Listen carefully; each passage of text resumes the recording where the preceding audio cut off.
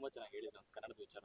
ಕನ್ನಡದ ಇಲ್ಲಿ ಕನ್ನಡ ನಾನ್ ಮಾತಾಡಿ ಇನ್ಯಾರು ಮಾತಾಡಿ. ಹಾ, ನಾನು ತಗೋತೀನಿ ಅವರಷ್ಟು ಪ್ರೀತಿ. ನನ್ನ ಮಾತೃಭಾಷೆಯನ್ನ ನಾನು ಚೆನ್ನಾಗಿ ಮಾತಾಡೋದ್ರೆ ಅದೇ ಖುಷಿ ಅಲ್ವಾ? ನಾನು ಅಲ್ದ ಇನ್ಯಾರು ಮಾತಾಡ್ತಾರೆ ಚೆನ್ನಾಗಿ? ಸರ್, ಆ ಮಾತಿನ ಮುಂದುವರಿಕೆ ಭಾಗವಾಗಿ ಥಗ್ ಲೈಫ್ ವಿಚಾರವಾಗಿ ಏನ್ ಕಮಲ್ ಹಾಸನ್ ಅವ್ರು ಕಾಂಟ್ರವರ್ಸಿ ಮಾಡ್ಕೊಂಡ್ರು, ಒಂದು ಇಂಟರ್ವ್ಯೂ ಅಲ್ಲಿ RGV ಅವರು ಒಂದು ಸ್ಟೇಟ್ಮೆಂಟ್ ಕೊಡ್ತಾರೆ, ಅಮಿತಾಬ್ ಬಚ್ಚನ್ ಅವರ ರಿಮೇಕ್ ಸಿನಿಮಾದಿಂದ ರಾಜ್ಕುಮಾರ್ ಅವರು ಹಿಟ್ ಆದ್ರು ಅಂತ ಹೇಳಿ.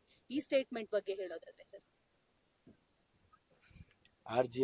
RGV ಅವ್ರ ಸ್ಟೇಟ್ಮೆಂಟ್ಗೆ ನಾವು ರಿಯಾಕ್ಷನ್ ಕೊಡೋದೇ ತಪ್ಪು ಅಂತ. ಅಣ್ಣವ್ರ ಬಗ್ಗೆ ಮಾತಾಡಿದ್ರೆ ಕನ್ನಡ ಅಂದರೆ ಡಾಕ್ಟರ್ ರಾಜ್ಕುಮಾರ್ ಅಂದರೆ ಕನ್ನಡ. ಅಣ್ಣವ್ರ ಬಗ್ಗೆ ಮಾತಾಡಿದ್ರೆ ಆಕಾಶ ನೋಡಿ ಉಗಿದಂಗೆ. ಯಾರೇ ಆಗಿರಲಿ, ಅದು RGV ಆಗಿರಲಿ, ಯಾರೇ ಆಗಿರಲಿ. ಓಕೆ, ಅವರು ಆಕಾಶ ನೋಡಿ ಉಗಿದ್ರೆ ಏನಾಗುತ್ತೆ? ನಮ್ಮ ಮೇಲೆ ಬೀಳುತ್ತೆ. ಓಕೆ, ಸೊ ಅದ್ರ ಬಗ್ಗೆ ರಿಯಾಕ್ಷನ್ ಕೊಡೋಕ್ಕೆ ಇಷ್ಟಪಡಲ್ಲ ನಾನು. ಅದೇನು ರಿಯಾಕ್ಷನ್ ಕೊಡೋಂಥ ಇದು ಅಲ್ಲ RGV. ಪಿನಾಕ ಟೀಸರ್ನ ಬಿಟ್ಟಿದ್ದ ಕಾರಣನೇ ಅದು. ಅಂದರೆ ಒಂದೇನೋ ಕಂಪ್ಲೀಟ್ಲಿ ಡಿಫ್ರೆಂಟ್ ಮಾಡ್ತಿದ್ದೀವಿ ಅಂತ ಹೇಳೋದಕ್ಕೆ, ಅಂದರೆ ಮಂತ್ರವಾದಿನೇ ಮಾಡ್ತಿದ್ದೀನಿ ಅಂತಲ್ಲ. ಸೊ ಏನೋ ಇಷ್ಟು ದಿನ ಏನಿತ್ತೋ ಅದಕ್ಕಿಂತ ಕಂಪ್ಲೀಟ್ ಡಿಫ್ರೆಂಟ್ ಮಾಡ್ತಿದ್ದೀನಿ ಅಂತ ಹೇಳೋಕ್ಕೆ ನಾವು ಪಿನಾಕ ಟೀಸರ್ ಮಾಡಿದ್ವಿ. ಆ್ಯಂಡ್ ಅದು ಎಸೆನ್ಸ್ ಅಷ್ಟೇ.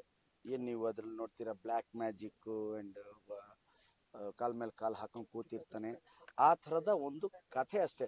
ನಿಮ್ಗೆ ಕಂಪ್ಲೀಟ್ ಎಟೈರು ನನ್ನ ಲುಕ್ಕು ಆ ಥರ ಇರೋದಿಲ್ಲ. ಸರ್, ಈಗ ಪಿನಾಕದಲ್ಲಿ ಹಿರಿಯ ಕಲಾವಿದರಿಗೂ ಒಂದಿಷ್ಟು ಅವಕಾಶಗಳು ಸಿಗ್ತಾ ಇದೆ. ಸೊ ಅವರು ಕೂಡ ಅದನ್ನ ಸ್ಟೇಜ್ ಮೇಲೆ ಹೇಳಿದ್ರು. ಸೊ ಈ ಒಂದು ನಿರ್ಧಾರ ನಿಮ್ದೇ ಅಂತೆ? ಇಲ್ಲ, ನನ್ನ ನಿರ್ಧಾರ ಅನ್ನೋದಕ್ಕಿಂತ ಕಥೆ ಅವ್ರನ್ನ ಕೇಳುತ್ತೆ. ಆ್ಯಂಡ್ ಈ ಥರ ಐತಿಹಾಸಿಕ ಭಕ್ತಿ ಪ್ರಧಾನ, ಭಕ್ತಿ ರಸ ಆ್ಯಂಡ್ ವೀರರಸ ಇವೆಲ್ಲ ಅವರ ಸಿನಿಮಾಗಳು ನೋಡ್ಕೊಂಡು ನಾವು ಕಲ್ತಿರ್ತೀವಿ. ಒಂದು ಮಯೂರ, ಒಂದು ಬಬ್ರುವಾಹನ, ಒಂದು ಕವಿರತ್ನ ಕಾಳಿದಾಸ. ಸೊ ನೀವು ತಗೊಂಡ್ರೆ ಆ ಪಾತ್ರ ಯಾರು ಮಾಡ್ತಾರೆ ಹೇಳಿ? ನನಗೆ ಶ್ರೀನಿವಾಸ ಮೂರ್ತಿ ಸರ್, ಸೀನಣ್ಣ ಬಿಟ್ಟರೆ ಬೇರೆ ಯಾರು ಕಾಣಿಸ್ಲೇ ಇಲ್ಲ ಒಂದು ಆ ಥರದ ಪಾತ್ರ ಮಾಡಬೇಕು. ಆ್ಯಂಡ್ ಅಂಥವರು ರವೀಂದ್ರ ಅಂಥವರು, ವನ್ನೊಳಿ ಅಂಥವರು, ಇಂಥ ಎಕ್ಸ್ಪೀರಿಯನ್ಸ್ಡ್ ನಟರು ನನ್ನ ಜೊತೆಲಿದ್ದರೆ ನನಗೆ ಒಂದು ಬಲ ಅಲ್ಲ. ಆ್ಯಂಡ್ ನಾನು ಫಸ್ಟ್ ಟೈಮ್ ಈ ಥರದ್ದು ಕ್ಯಾರೆಕ್ಟರ್ ಮಾಡ್ತಿರೋದ್ರಿಂದ I can discuss with them.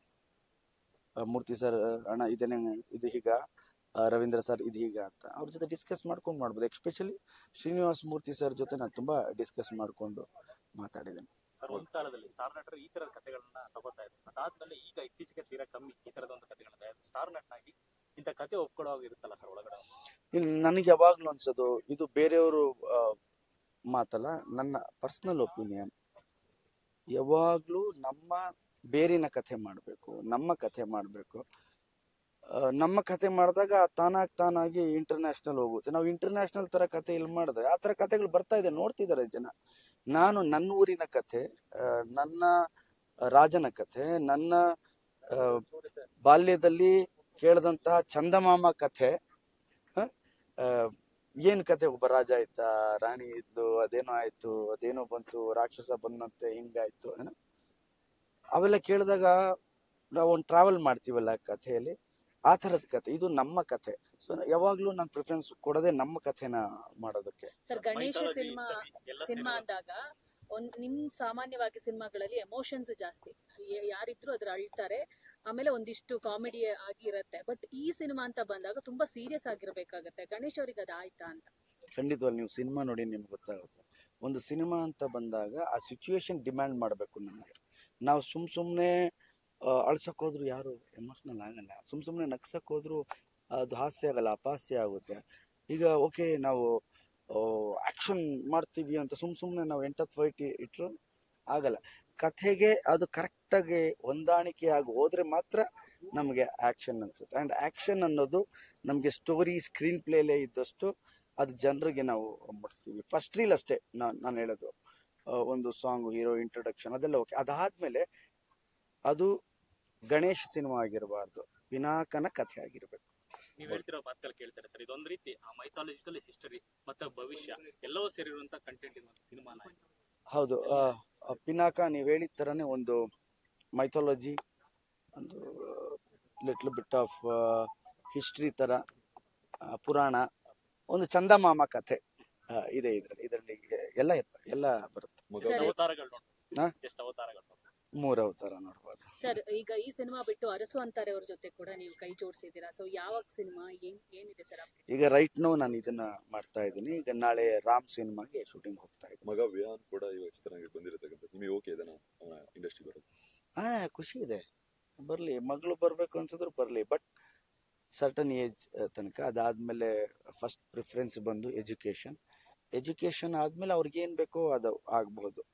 Because ನಾವು ಯಾವುದನ್ನು ತಂದೆ ತಾಯಿಯಾಗಿ ನಾನು ಹೇಳ್ಬೋದು ಇದು ಸರಿ ಇದು ತಪ್ಪು ಅಂತ. ಇದನ್ನೇ ಮಾಡುವಂತ ಹೇಳಿದ್ರೆ ಅವ್ರು ಕೇಳಲ್ಲ.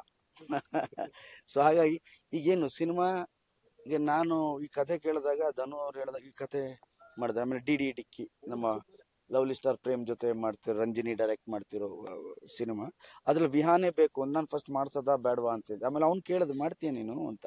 ಅವ್ನು ನನಗೇನು ಹೇಳಿಲ್ಲ, ಬಟ್ ಡೈರೆಕ್ಟರ್ ಬಂದು ಕೇಳಿದ ತಕ್ಷಣ ನಾನು ಮಾಡ್ತೀನಿ ಅಂದ. ಸೊ ಈಗ ಅವನ್ನ ನಾನು ಡಿಸಪಾಯಿಂಟ್ ಮಾಡೋದು ಹೆಂಗೆ? ಸೊ ಅವ್ನು ಮಾಡ್ಬಿಟ್ಟಾದ್ಮೇಲೆ ಈ ವಿಲ್ ಗೆಟ್ ಟು ನೋ. ಈಗ ಅವ್ನು ಇನ್ನೂ 3ನೇ ಕ್ಲಾಸ್, ಈಗ 3rd standard. Then will go towards education. ನೋಡಿ ನಮ್ಮ ಚಾರಿತ್ರ್ಯನೂ ಅಷ್ಟೇ, ಚಮಕ್ ಸಿನಿಮಾ ಮಾಡೋದು. ಅದಾದ್ಮೇಲೆ ಶೀಸ್ ಇಂಟು ಎಜುಕೇಶನ್, 10ನೇ ಕ್ಲಾಸಿಗೆ ಅವಳು.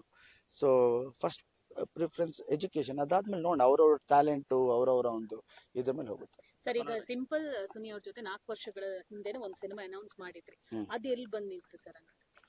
ಅದ್ ಮೊನ್ನೆನೂ ಸುನಿ ಬಂದು ಮಾತಾಡ್ಕೊಂಡು ಹೋದ್ರು.